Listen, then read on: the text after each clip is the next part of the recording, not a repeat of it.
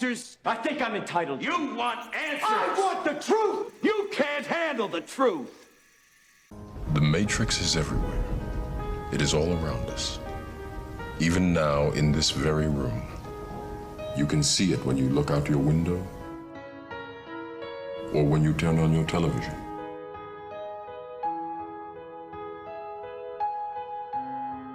You can feel it when you go to work.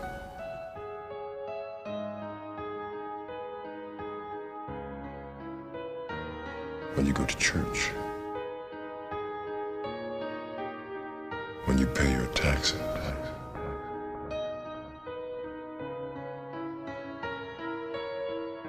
It is the world that has been pulled over your eyes to blind you from the truth. You take the blue pill, the story ends. You wake up in your bed and believe whatever you want to believe.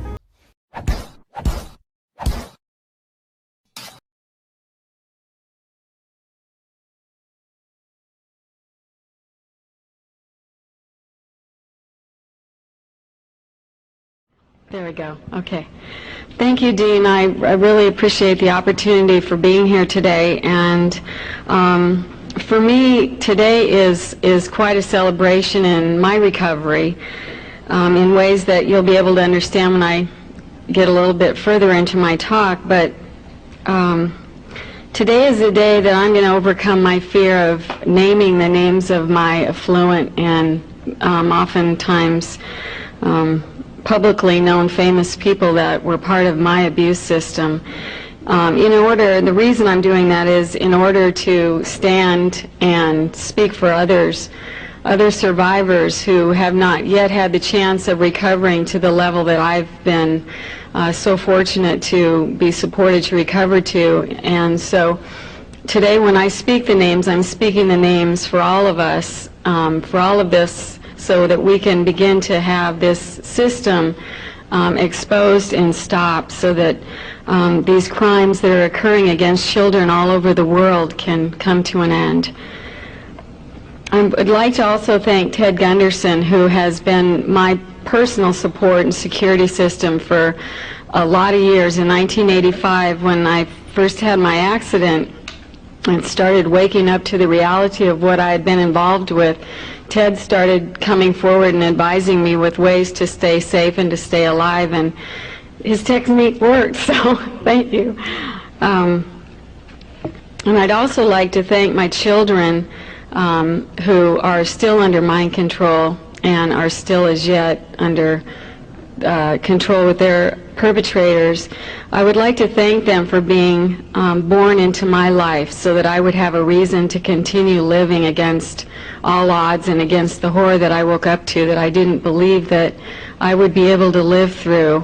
And if it wasn't for my children, I probably would not have had the motivation or the courage to continue the battle that I had to face. It's really frustrating for me as I stand before you to try to figure out how I could say something that is so important and is so important for so many people's lives, for me to be able to get it all organized and to say it in a way that you could understand. It has been a real challenge for me, and so I hope that you'll just be patient and open your minds and your hearts to the possibility that there are children all over the world who have been abused in the similar ways that I'm going to share with you my experience today, so that we can begin as a nation to put an end to what has been covered up for so many, many years.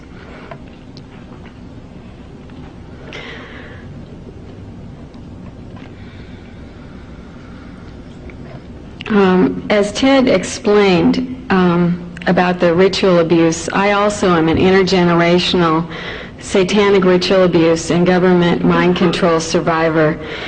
And satanic ritual was a way that my controllers were able to control me as using the satanic blood ritual as a trauma base. It's a conditioning in order to bring about the mind control, the levels of mind control and the multiple personality disorder that was the result of being tortured for so many different years and since I was a very small child. In order to stay alive, once I started remembering, I wrote a book, and my book is back on the table, but I'd like to explain that it was novelized not in an effort to cover up the story further, but it was novelized in an attempt to keep me alive. At that time, it was very dangerous, and I found myself often running from state to state and from people to people, trying to find a safe place to recover and to figure out what had happened. And I guess the easiest way to begin my story is to begin when I began waking up. In 1985, I had a head-on collision where my head smashed through the windshield of the car, and for the first time in my life, I had access to both sides of my brain. And there really wasn't anyone in 1985 that really understood much about ritual abuse or the memories that I started having, and so I entered school to work on my master's degree in clinical psychology, thinking that I might be able to understand what was going on with my own mind. But when my memories and flashbacks became so intrusive that I could no longer think without being constantly bombarded by visual and sensory images, much like the Vietnam veterans,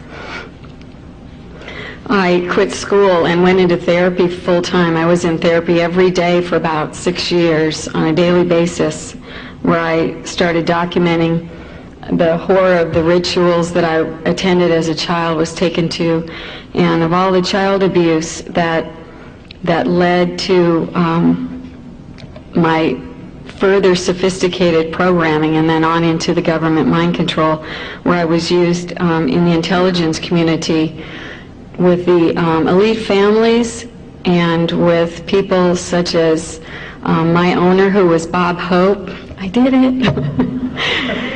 And thank you.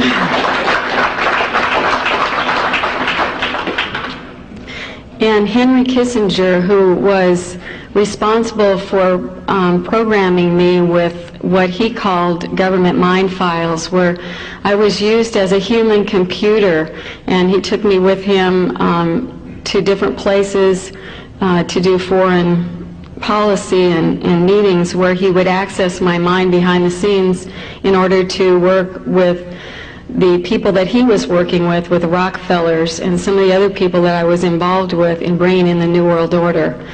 The agenda that Henry Kissinger was the mastermind of is very, very sophisticated and involves a lot of people. It involves presidents, it involves governors, it involves foreign leaders.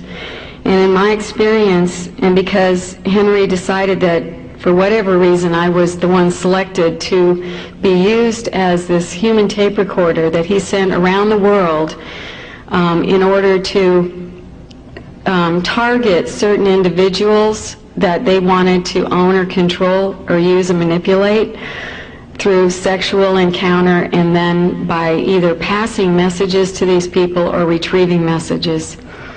He also used me to send messages back and forth between George Bush and a lot of other different world leaders who were very instrumental and still are in bringing out the New World Order. Back to my therapy and all of that, as I began coming up with these memories and talking about it in my therapy with my therapist, and they just kept looking at me like I was crazy because they didn't understand what all this ritual abuse was and why I was talking about being flown at night in helicopters where there were no lights on, and where I was flown into tops of buildings in Beverly Hills and in Las Vegas and in Hollywood and all over, and they didn't understand. But my one therapist finally realized that there was something to what I was saying when she looked out the window and there were men in suits in the car waiting at my therapy session. She lived in a residential neighborhood, so it was a little out of order for that to be happening. So I realized then, and she did too, that I was in danger.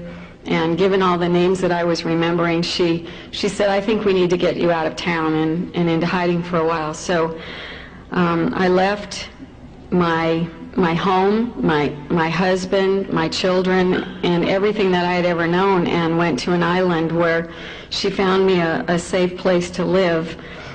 That's a whole nother story in itself, but while I was on the island, I realized, because I wasn't around the people that I was programmed to in my family, I realized that I had been used as a sex slave with Ronald Reagan and Richard Nixon and all of these different presidents, and I didn't understand. I thought, as my programming dictated, I thought that I was absolutely crazy.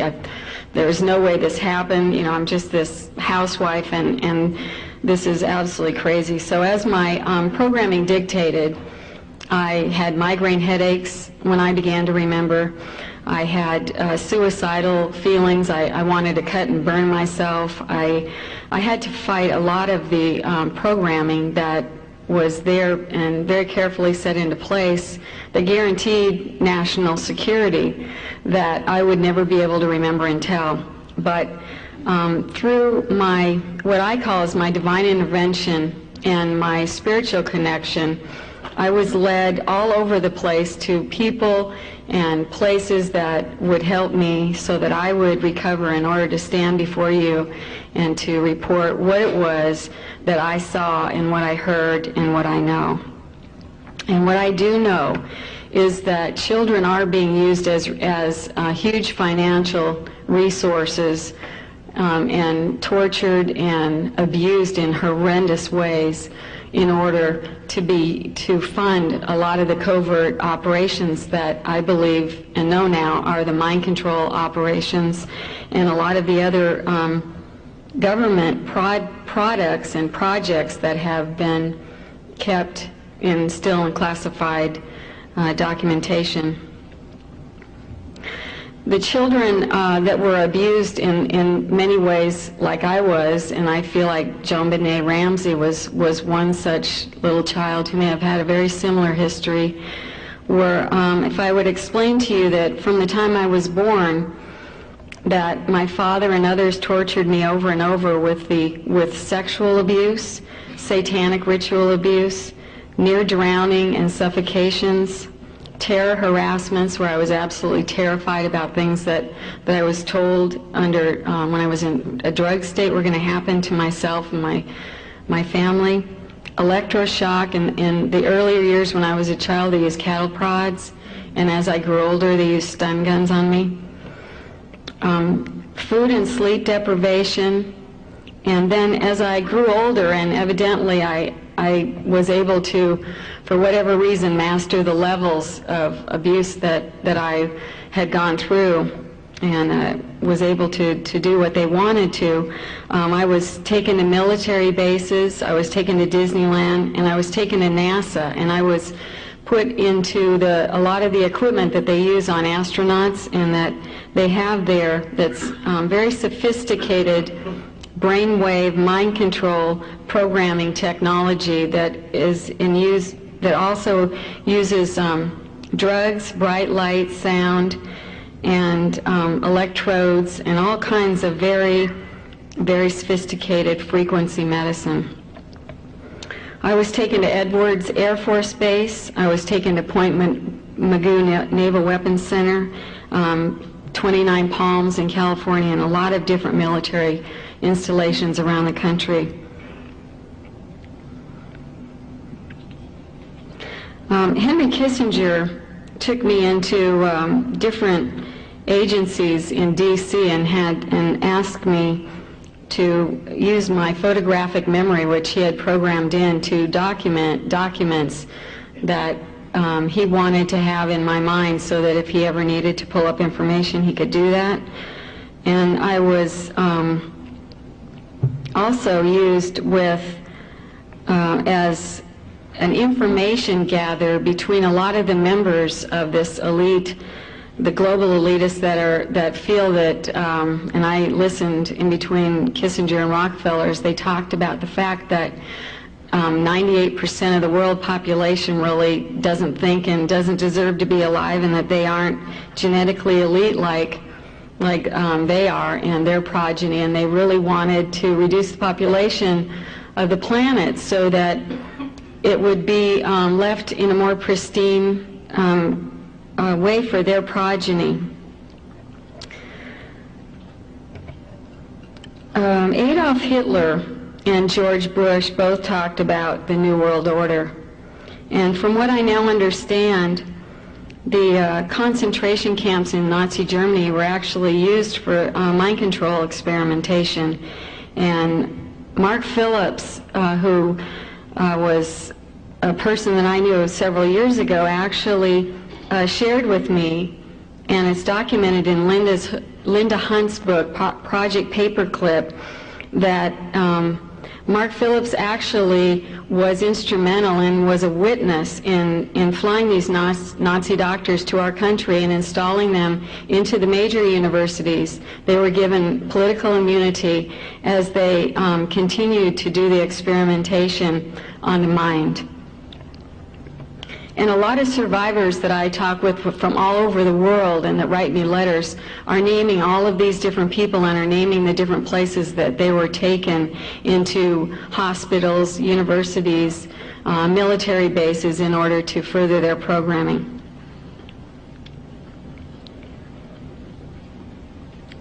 The other thing I would like, that I think is really, really important to explain, is that people that have been satanically, ritualistically abused are controlled and are actually, the plan of control was to manipulate people through, not only through the trauma which causes the multiple personality and dissociation, but also the guilt. And I don't know that I could really explain to you, but I think that those of you that are parents might understand the absolute terror and horror of waking up, as I did, to realize that not only had my parents done this horrific abuse to me, but that I had also passed this down to my children in a programmed state that I was totally and completely unaware of. And I think that anyone that ever says that they've been programmed or ritually abused and says that they did not abuse their own children or pass this down are really not truly survivors of this abuse, because that is the way that they keep people totally and completely under control.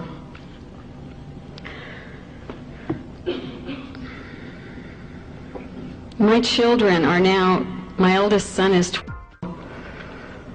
My daughter also was used and was programmed from birth, actually. She was taken out of my arms in the hospital, and an intelligence officer stuffed a wadded tissue down her throat and brought her near death immediately after her birth in order to dissociate her and to dissociate me and terrify me to not tell.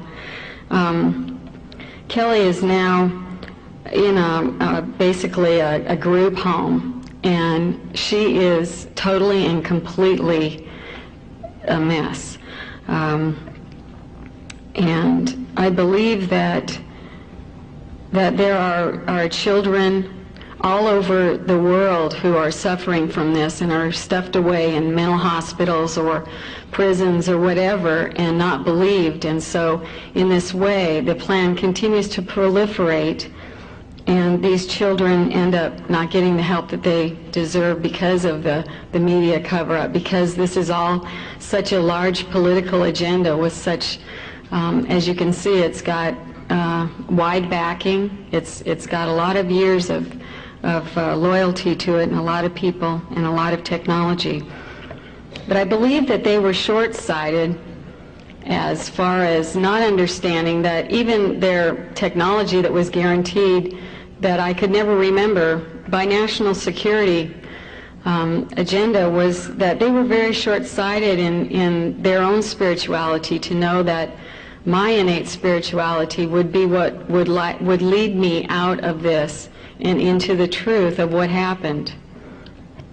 And so that's where I believe that as we're all able to connect more spiritually, to be discerning, and to not just take what people say or what you read in the newspaper, like with Mr. Harris, to not just believe what you read, but to question it, and to stop watching all of this television that is just giving you the propaganda lies that they want you to believe, but there is a way out of it, and that's by learning to critically analyze, think on our own, and trust ourselves to know that we know the truth.